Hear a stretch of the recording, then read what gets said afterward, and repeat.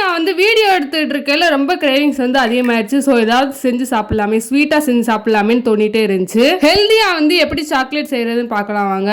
ஏன்னா வந்து சாக்லேட்னாலே எப்பவுமே ஃபாஸ்ட் ஃபுட் அந்த மாதிரி தானே தோணிட்டே இருக்கு எல்லாருக்குமே. அது வந்து கெடுதி அப்படின்னு தானே எல்லாருமே சொல்கிறாங்க. ஸோ நம்ம வந்து ஹெல்த்தியாகவே இதை பண்ண ஆரம்பிச்சிடலாம். இதுக்கு வந்து டைரி மில்க் மட்டும் நான் வந்து எடுத்திருக்கேன். உங்களுக்கு வேணும்னா நீங்கள் கூட டார்க் சாக்லேட் அப்படி இல்லைன்னா மில்க் காம்பவுண்ட் சாக்லேட் வேணால் எடுத்துக்கலாம். இந்த டைரி மில்க் சாக்லேட் வந்து 3 இதுக்கு மட்டும் தான் கரெக்டாக வரும், 3 டேட்ஸுக்கு மட்டும். அதனால் நான் வந்து 3 டேட்ஸ் கரெக்டாக வந்து எடுத்திருக்கேன். உங்களுக்கு நீங்கள் வந்து எவ்வளோ வேணும், எவ்வளோ தேவைப்படுது அப்படிங்கிற மாதிரி பார்த்து எடுத்துக்கோங்க.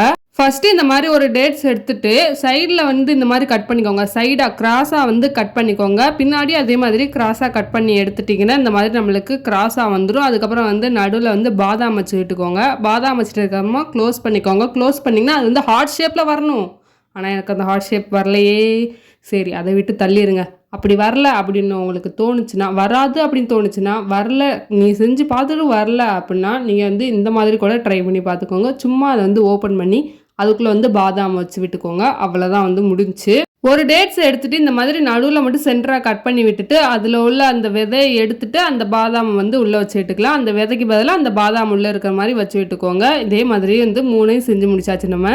அதுக்கப்புறம் டைரி மில்க் வந்து என்கிட்ட ஆல்ரெடி மெல்ட் பண்ண டைரி மில்க்கே இருக்குது. ஸோ அதனால் வந்து நான் அதையும் எடுத்துக்கிட்டேன். உங்களுக்கு மில்க் காம்பவுண்ட் அப்படின்னா டார்க் காம்பவுண்ட் பிடிக்கும் அப்படின்னா நீங்கள் வந்து அதே வந்து ட்ரை பண்ணிக்கலாம். அதை வந்து நீங்கள் மெல்ட் பண்ணிவிட்டு ஆட் பண்ணிக்கலாம். உங்களுக்கு எவ்வளோ தேவையோ அந்த மாதிரி குவான்டிட்டி பண்ணி எடுத்து வச்சுக்கோங்க.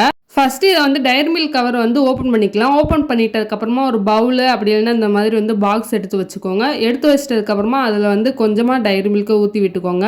நீங்கள் வந்து உங்ககிட்ட நிறையா காம்பவுண்ட் சாக்லேட்ஸ் இருந்துச்சு அப்படின்னா நீங்கள் வந்து அது ஃபுல்லாகவே ஊற்றி விட்டுக்கலாம்.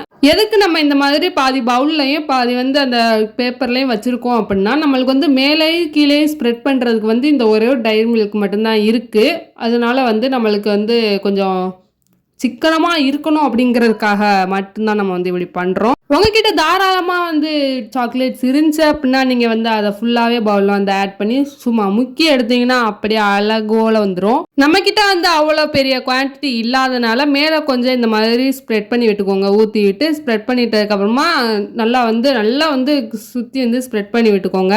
உங்ககிட்ட நிறையா குவான்டிட்டியில் இருந்துச்சுன்னா நீங்கள் முக்கி எடுத்துட்டீங்கனாலே போதும், ஃபுல்லாக வந்து ஸ்ப்ரெட் ஆயிரும். நம்மக்கிட்ட வந்து கொஞ்சம் குவான்டிட்டி இருக்கனால நம்ம இப்படி இந்த கையை வச்சு ஸ்ப்ரெட் பண்ணிக்கலாம். நல்லா வந்து சுற்றி வரைக்கும் மேலே வந்து ஸ்ப்ரெட் பண்ணிக்கலாம் ஃபஸ்ட்டு.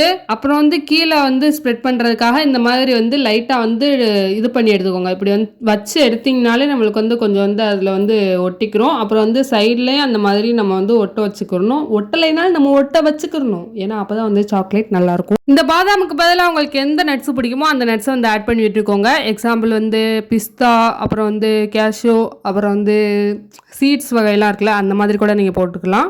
இப்போ வந்து எல்லா டேட்ஸுமே வந்து சாக்லேட் வந்து கோட் பண்ணியாச்சு. கோட் பண்ணிட்டதுக்கப்புறமா இதை வந்து ஃப்ரிட்ஜில் வச்சு எடுத்துக்கலாம். நீங்கள் ஃப்ரீசர்லேயும் வைக்கலாம், அப்படி இல்லைன்னா ரெஃப்ரிஜரேட்டர் கூட பண்ணிக்கலாம். கண்டிப்பாக நீங்கள் வந்து பட்டர் ஷீட் போட்டு விட்டுக்கோங்க. அப்போ தான் நம்மளுக்கு வந்து ஈஸியாக எடுக்க வரும் சில்லானதுக்கப்புறம். அப்படி இல்லைன்னா நீங்கள் எடுத்துருக்க பிளேட்டில் வந்துட்டு எண்ணெய் நெய் ஏதாவது தடவி விட்டுக்கோங்க.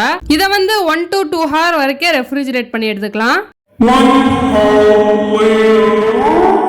இப்போ வந்து 1 மணி நேரம் கழிச்சு வந்து பார்க்கலாம். இப்போ பாருங்கள் வந்து நல்லா வந்து செட் ஆகி வந்திருக்கு. இது வந்து நம்ம வந்து எடுத்து இப்போ சாப்பிட்லாம். பாருங்கள் எவ்வளோ க்ரன்ச்சியாக இருக்குன்னு பாருங்கள் நீங்களே. அந்த பாதாம் வந்து எவ்வளோ கிறிஸ்பாக இருக்குன்னு நீங்களே பாருங்கள். சவுண்டு அவ்வளோ சூப்பராக வரும். வாயில் வச்சோடனே அவ்வளோ மெல்ட் ஆகுதுங்க. இதை நீங்களும் வந்து வீட்டில் ட்ரை பண்ணி பாருங்கள். அப்படியே மறக்காமல் கொஞ்சம்